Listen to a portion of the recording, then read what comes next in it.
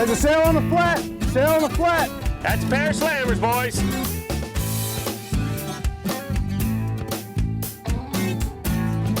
Nice fish.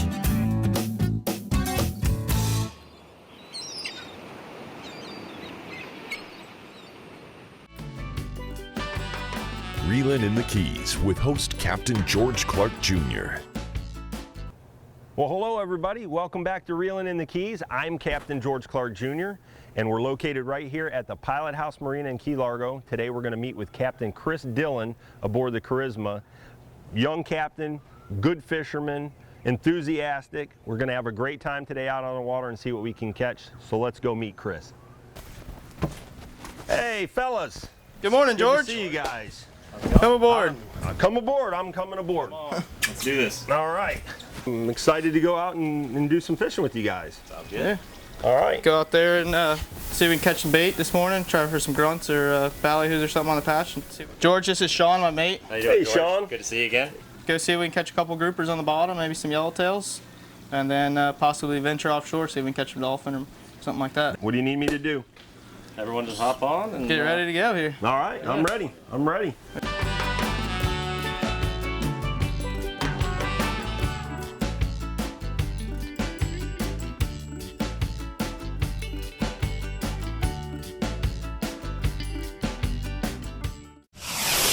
All right, Sean, so I see you got a chicken rig on here. We're dropping this down, trying to catch some grunts or little runners, things like that. We can't catch, yep, exactly. You're trying to see if we can't catch some grunts and some runners, you know. Catch a few baits to go out there, maybe drop on the wreck. A little bit of squid, and we're catching perfect size grunts. These are like the perfect size, right? Yeah, they are perfect. Right here. Not too big, not We'll too let small. Sean dehook them. That's like a ham sandwich to a grouper.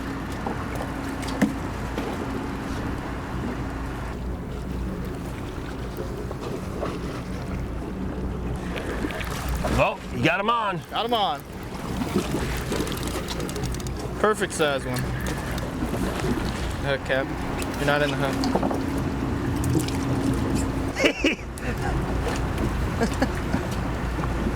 Look at this guy.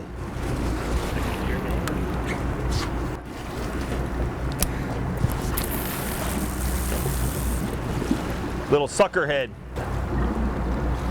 That's a cool looking little fish there. Call these tennis shoe heads. Looks like the bottom of a tennis shoe.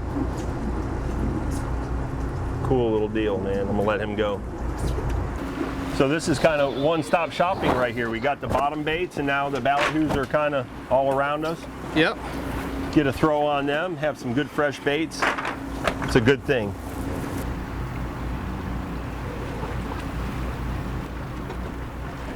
Swinging.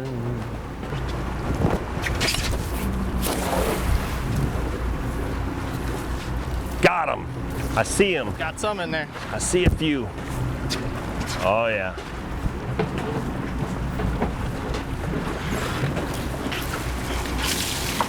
Oh yeah.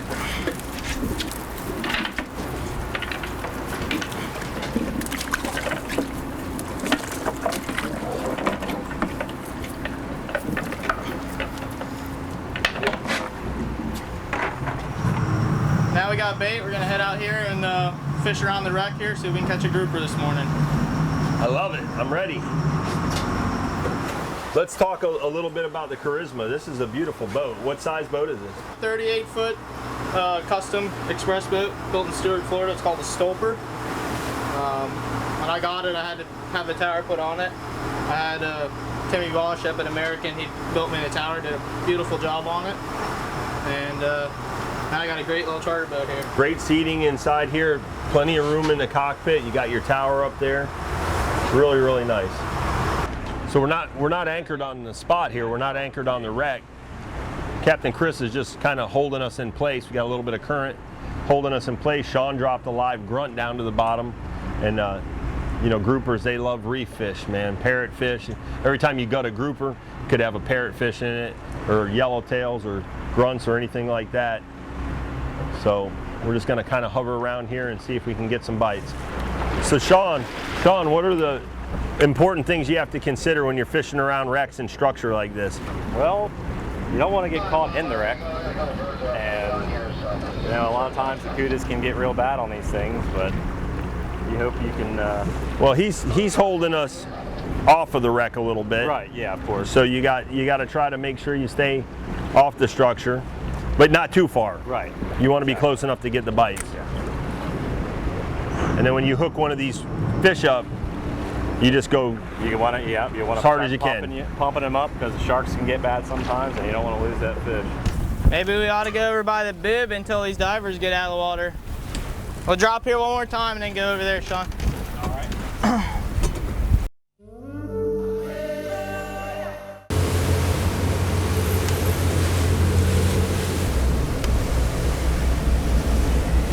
Going from spot to spot when we're dropping on the wrecks. Captain Chris saw a frigate bird working, so you know you kind of switch back to that style of fishing, go back into maybe doing a little dolphin fishing, and then we'll see what we get here. If we don't get anything, we're going to run right to the next wreck and drop. It's a great way to break the day up too, doing this style of fishing, but you never want to pass anything up. All right, Sean, who's got who? You got me. You picking a fight with a big fish. I usually get to hand these off. Now you got to do it on your own today. All right.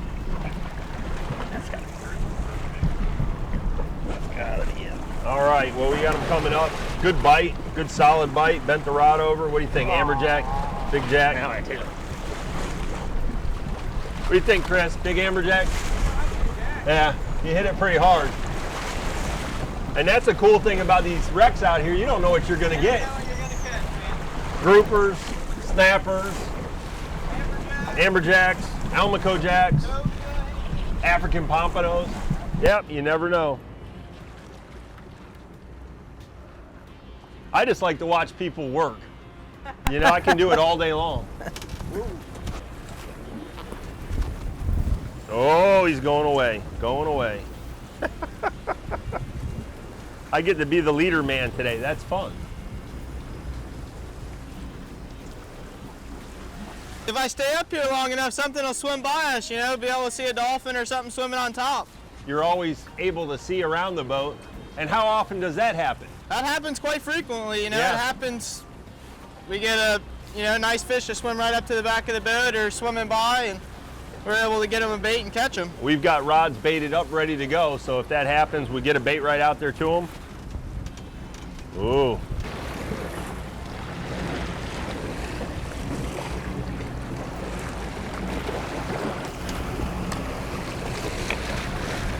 Oh, let's see what you caught. Look at that. Amberjack. Big old jack. Rubber lips. Rubber lip. Rubber lips. Reef donkeys. Sea donkey. Now these are good smoked, man. We have to throw that one right in the smoker. That's Make where some he's gonna fish go. dip. Let's see that fish. And pick them up here, show the folks. Talk about a fish that never stops fighting too. Yeah, pound for pound. You got to be pretty tough though to swim out in the current all the time. You know? Nice. Nice, How healthy big is fish. that fish now? 35, 40 pounds? Yeah, I'd say 30, 35 pounds. It's a nice one. Yeah, definitely. Good looking fish. Healthy fish there. All right, well Marks on 'em, huh? this one's going, yeah, it looks like right here, maybe a shark had hit him in the past. That's all healed up. What a crazy ecosystem though. There's sharks that eat those amberjacks in one bite. It's huge! Ah! Things don't quit, man. This isn't an average sized fish either. No. Oh my gosh. Oh. What a dirty trick to play on me. You fought the smaller one and gave me this one. Figured I'd save the big one for you. Oh, what a fish though. What do you think? Another big jack, you think? I think so, yeah. George, you want a belt? Nah, I want to do it the tough way. All right. Well, you gotta, you have to be a member of the Amberjack Club anyways. If you've never caught one, you gotta pull on one of these big fish. You wanna catch a big fish? Come drop on these wrecks and catch a fish that, these guys average 40, 50 pounds. You get them up to 100 pounds. Oh, come on.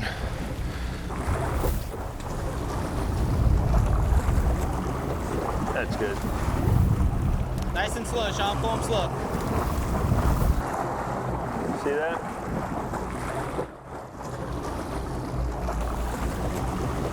That's good.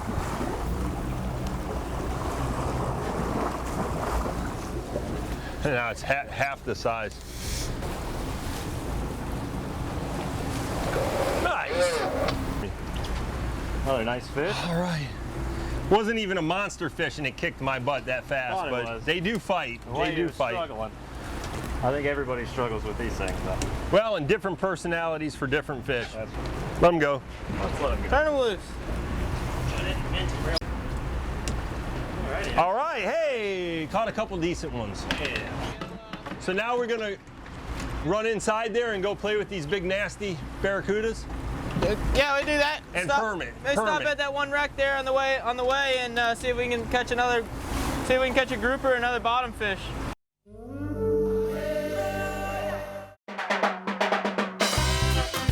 I'm gonna just show you how to twist wire on properly.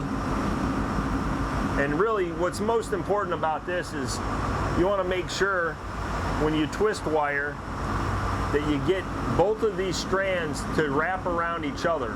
You can't have one of these wrap around, it doesn't hold. So you want to kind of make a little V there and pinch it off. And you want to twist both of these together, just like this. You want to go probably about 6, 7, 8 times even. You end up with that. And now we bend this piece out and we're going to do our barrel wrap. You want to do that probably at least 3 or 4 times. So this is what you end up with. You have this little tag end. We're going to break that off.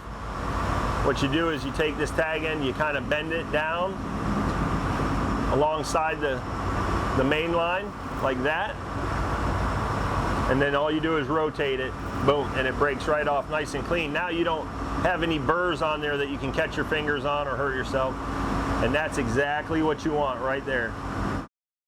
All right, we're on a great part of the reef, and we thought that it would be fun since we've got some of these live ballyhoos and stuff. There's huge barracudas that hang out here, and if you want to talk about sport fishing, barracudas are phenomenal. They jump, they pull a lot of line, and they got a mouthful of razor blades. So what more could you ask for? This is fun stuff. And they hang out around the structure like they do wrecks.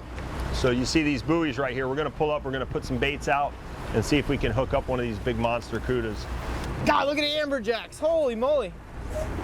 Make a show right here.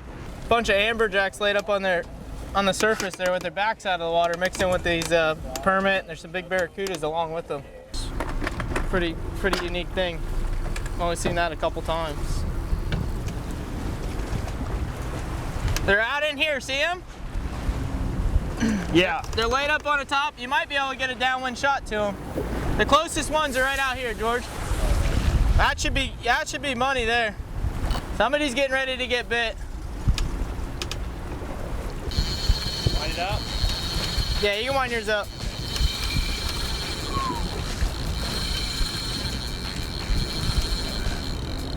I think he found out he's hooked, Sean. Yeah, I think so too. There he is, I see him.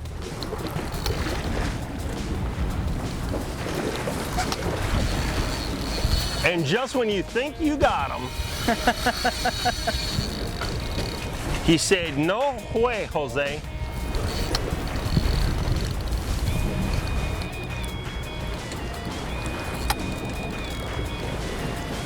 Feel like I'm down and dirty with the snooter right now, you know? Yep.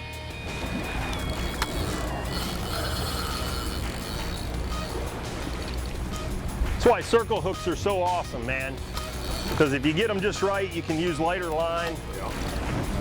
I'm not worried about it.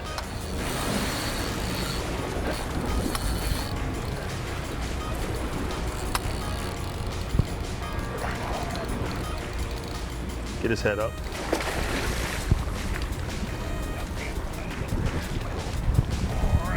Nice job, guys. Nice permit. Just when you think you're gonna do one thing here in the Upper Keys, it switches, doesn't it? It does. You never know what's gonna happen. You pull up somewhere to catch one thing, and there's a bunch of these things laid on the surface. And not only a bunch of permit, but amberjacks. Big amberjacks and barracudas. Barracudas. Yep. Everything. Smorgasbord. And this one right here, I'd say he's probably 20, 25 pounds maybe. Nice fish. Really nice fish. We're gonna get him back in the water and let him get back to his school. And hopefully you won't tell him what we did to him. There you go. Abduction. Try to catch another one. That's it. That's Alrighty. Nice job, George. One of the worst things as fishermen that I know of that can happen during the course of the day is to lose a fishing rod overboard. Oh yeah, by the way, we got a good story about that one. Old Sean, we were fishing, catching some big dolphin one day, and he decided to slip and throw the rod at the fish instead of the bait. And like a harpoon or a javelin? yeah, I just threw it at him, and he actually jumped in the water and retrieved the rod. Surprisingly, we caught the other two fish we had on. The one we were still casting at got away, but we did catch the two we had on. That was It's a sick feeling. pretty crazy. Yeah, it was a bad feeling. It's a bad feeling anytime you lose a rod overboard, but you know what, to retrieve it like that, that's pretty cool. Yeah, you got pretty lucky there. It was. You grew up in the Keys, went to school in the Keys. Yes, I did. Give us a little background on how you got involved in fishing and you know, just give us a little bit. My grandparents and my uncle, they all had charter boats. My dad was in the business. Talking third generation then. Yeah, grew up, you know, always loved it, loved being on the water.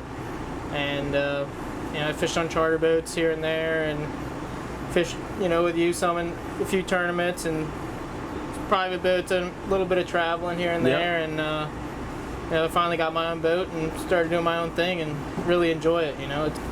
You know, Chris, that's what they call working your way up the ladder. Not just getting a boat and then going and getting a captain's license. You've worked towards that goal for quite a while. And then you got the Charisma, this great charter boat. How'd you come up with that name?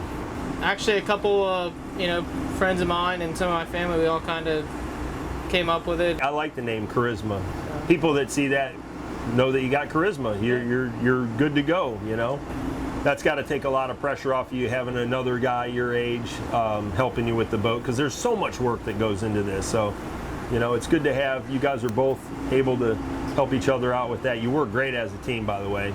You do the reef fishing, you do the offshore blue water stuff, you know, sword fishing. What's kind of your forte? What do you like the most? We really enjoy doing the live bait fishing and sight fishing, you know, sight fishing for the sailfish and the big dolphin is really what we enjoy to do. Like today, we were sight fishing. Sight fishing for the permit, awesome. cobias, that kind of stuff. It's like a hunt, you know, and I really enjoy doing that. And you're an avid hunter. Yeah. So that kind of goes hand in hand with sight fishing. Yeah, sight fishing and hunting. I enjoy hunting a lot, so it's you know, sight fishing it's a hunt pretty much. You know, we go out there and ride and look and look and look and look, and when you finally find something, then you got to make it bite. Sure, sure. So. Fish on! Sean's got a fish on! Fish on. Got another permit.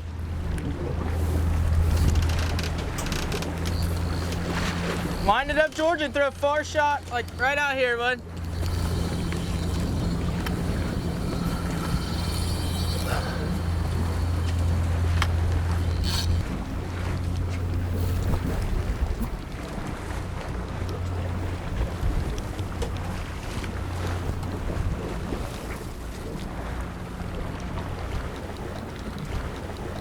Ooh, let's get a double header, Sean.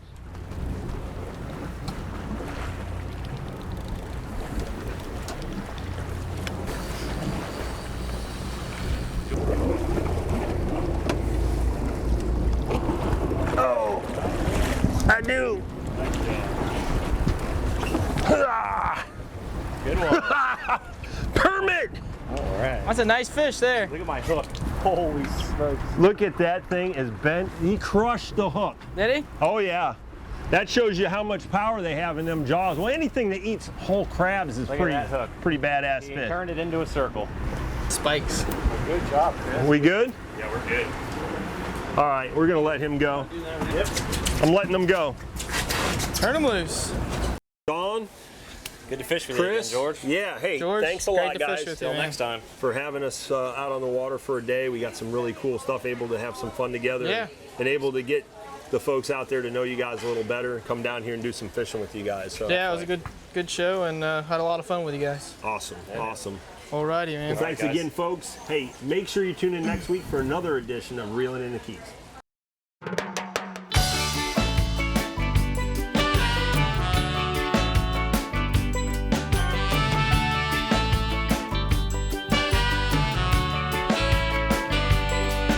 There's a place out on the ocean, ain't on a map anywhere. The captain's looking at the water, he knows exactly where to steer. No internet or Wi-Fi towers, all that stress is gone. The line's just went in the water, and somebody else fish on. And it's just another day, reeling in the keys. We got that fishing feeling, there's no place we'd rather be. We're a million miles from nowhere, but we ain't lost at sea. Just loving life, living the dream, reeling in the keys.